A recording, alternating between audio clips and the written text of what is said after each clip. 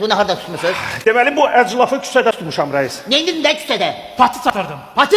Bəli. Basın bunu içeri. Tak bu kimdi böyle?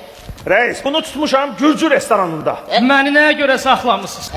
Gürcü restoranında ne zakaz eləmiştin? Kupatı. Bu patı? Ha? Basın bunu içeri. İçeri. Reis bu iki gədəni Şahmut məktəbində tutmuşam reis. Danış öyle. Neydin uşak mıknatlarında? Так, Хечне Reis, birinci partiyamı başladım Sicilyanski zaşitayla.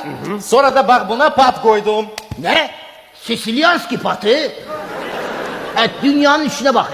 Şahmatistler de hoca narkoman olur. İçeri basın Tak. Reis Kimdi böyle? bu narkokuryerdi.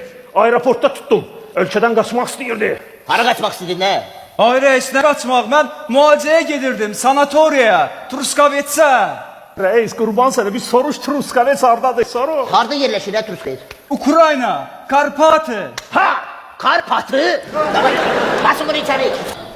Bu Rus kadını niye getirmişsin? Mecnunlara skandal istiyorsan sen.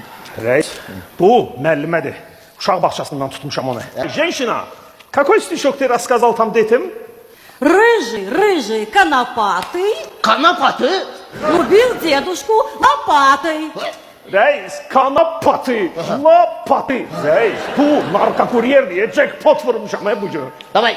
Basın bunu içeri. Психопаты! Faşist mi paydaşın diye? Внутрь! Внутрь засунь! Basın içeri. Gördün reis, gördün. Алло.